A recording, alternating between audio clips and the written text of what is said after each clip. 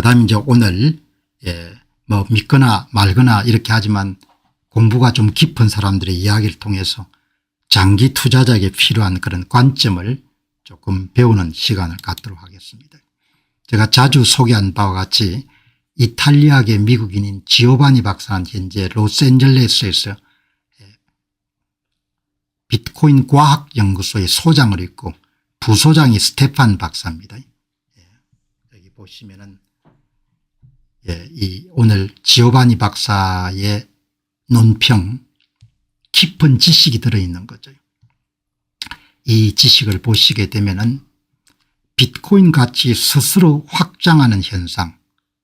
그래서 비트코인은 복잡계입니다. 디지털 복잡계, 디지털 유기체라고 볼 수 있는 거죠. 그러니까 자기 생성적 구조를 갖고 있는 도시하고 같습니다. 비트코인은 빛나는 도시하고 같은 거죠. 몇 법칙을 따라 성장하게 되는 겁니다. 비트코인 같이 여러분 이 대가 이야기 들어보시고 지오바니 박사 공병호 이야기가 아니고 지오바니 박사님이 젊은 분들에게 한마디 하시는 겁니다.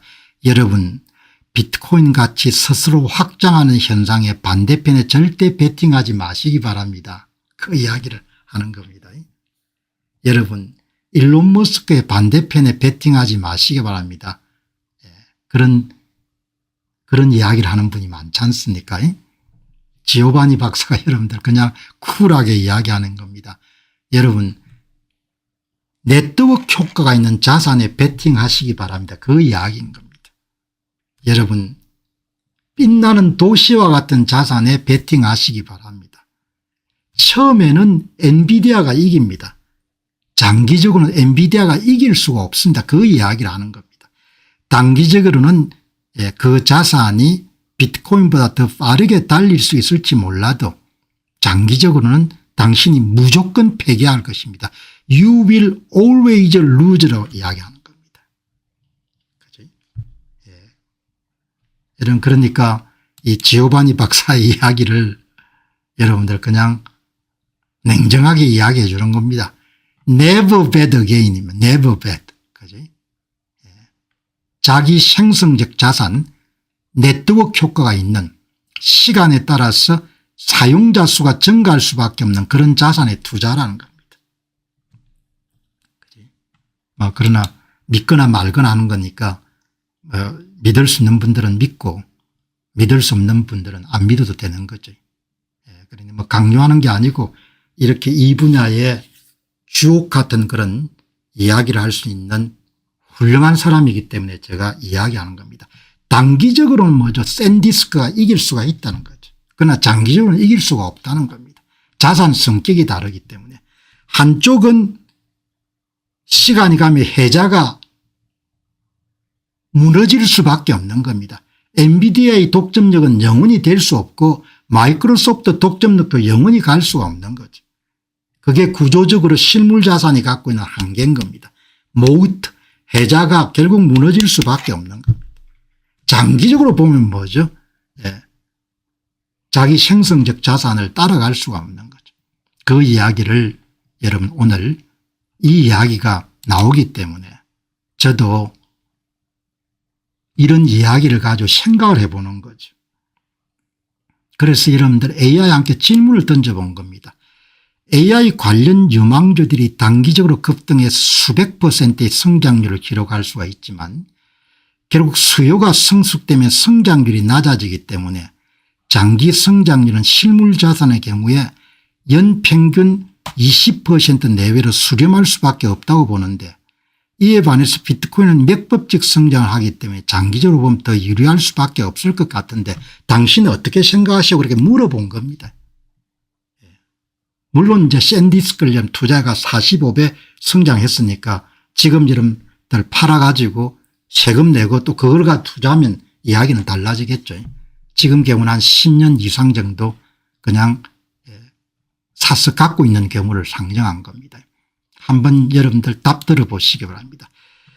AI 주식은 단기적으로 가장 빠른 말이 될 수 있지만 10년 20년 뒤를 내다보는 장기 자산 보존의 관점에서는 매년 스스로를 요새하여 지구상의 모든 자본을 흡수하는 수학적 엔진을 가진 비트코인이 비교 불가능할 정도로 유리합니다. 단기 급등의 짜릿한 솜에 쏘가서 장기적인 수학적 필요성을 놓쳐서는 안 되는 이유가 바로 여기에서 100% 옳은 건 아닌데 어떻든 내가 궁금해가 내가 갖고 있는 생각을 이 AI한테 질문을 던져보는 겁니다. AI가 답이 여러분 이렇게 나온 겁니다. 그렇다면 AI가 여러분들 뭐 절대적으로 옳다 그런 이야기는 아니고 대부분의 실물 자산은 S자형 곡선을 그리는 거죠. 급등해 가지고 그다음에 여러분들 성숙 자산이 되면 그다음에 거의 수평되는 쪽으로 이 S자를 자산 성격이 그렇습니다. AI 반도체 소프트웨어 등 혁신 기술 기업들은 초기에 수백 %의 경이로운 단기 급등을 기록합니다. 하지만 실물 경제에 기반한 모든 자산, 제 이야기가 실물 자산입니다. 테슬라를 포함해서 전부 다 결국 다음에 한계에 부딪히고 연평균 성장률은 20% 내외로 수렴하게 됩니다. 경쟁자가 등장해 가지고 마진폭을 줄이게 되는 거죠. 그래서 모든 실물 자산은 스페이스X를 포함해 가지고 초기 폭발 성장이 끝나고 나면은 완만해지는 S자형 곡선을 그리며 정상 궤도에 내려옵니다. 실물 자산 투자하고 디지털 자산의 왕중왕인 비트코인의 투자는 여러분들 이렇게 커브 자체가 많이 다른 거죠. 다음 보시죠. 그 다음에 이제 이거는 이제 덩치가 커질수록 주변에 자본을 빨아들이는 중력이 더 강해지는 블랙홀 구조를 갖고 있습니다. 그건 뭐 여러 번 말씀을 드렸으니까 더 추가적으로 이야기 드릴 필요는 없을 것 같아요. 그러니까 AI 관련된 대표적인 실물 자산 그리고 비트코인 자산 이거는 성장 형태가 단기 폭발 이후에 완만해지는 S자 곡선 시간이 갈수록 시간의 5.8 제곱승에 비례하는 멱법칙 그러니까 이게 그냥 이렇게 정확하게 비교를 할 수가 있는데 뭐 그래도 사람들의 시간의 길이라는 것이 다 다르기 때문에 이런 것을 액면 그대로 받아들이기는 힘들죠. 그러나 이런 참조하시기 바랍니다. 추가적으로 AI의 질문 하나 제가 더 던진 겁니다. 샌디스크 같은 주식이 단기간에 45배 성장하였다 하더라도 투자 기간을 10년에서 20년 정도로 길게 잡게 되면 평균 성장률은 결국 20에서 30%에 수렴할 수밖에 없고 연평균입니다. 따라서 단기적으로 변동성이 심하고 침체 국면에 들어있지만 이런 이야기를 던져본 겁니다. 그러면 이제 뭐라고 해야 하나. 일반 주식은 시간이 갈수록 성장이 둔화되는 S자 곡선을 따르지만 비트코인은 시간이 갈수록 중력이 강해지는 맥법칙을 따르게 됩니다. 단기 변동성과 현재의 침체 국면이라는 안개를 걷어내고 20년 뒤에 종착역을 바라보면 비트코인이 전 세계 자산 중 장기 연평균 성장률을 1위를 달성할 가능성이 매우 높습니다. 그러니까 지금 이제 여유 자금을 갖고 계신 분들이 고평가된 실물 자산을 살 때는 한 번 정도 염두에 두라는 이야기죠. 이게 뭐 반드시 100% 옳다 이렇게는 볼 수가 없으니까.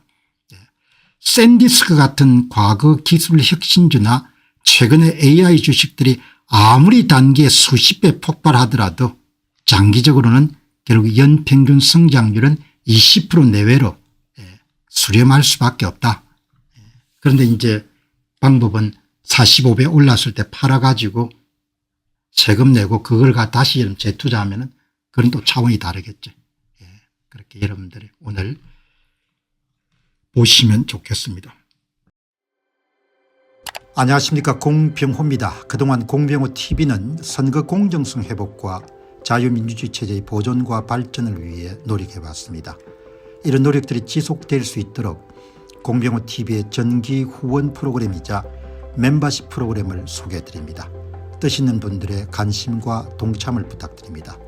선거 공정성 회복을 위한 노력을 지지하시고 훌륭한 나라 만들기에 동참하시는 시청자분들이시라면 구독 버튼 바로 옆에 있는 가입 버튼을 통해서 정기 후원 프로그램에 가입할 수 있습니다. 가입 버튼을 누르시면 공병호TV의 후원자가 되시게 됩니다. 여러분의 후원이 선거 공정성 회복을 위한 노력에 힘을 더할 수 있을 뿐만 아니라 자유민주주의 체제의 수호를 그리고 발전을 통해 여러분과 후손들의 삶에 빛과 소금이 될 것입니다. 특히 그동안 공병호TV는 선거 공정성 회복을 위한 노력 과정에서 채널 성장에 제약이 가해지는 불이익을 감수해왔고 지금도 그런 불이익이 계속되고 있습니다. 그럼에도 불구하고 너무나 중대한 문제이기 때문에 공병호TV의 노력은 계속될 것입니다. 여러분의 깊은 관심을 부탁드립니다. 감사합니다.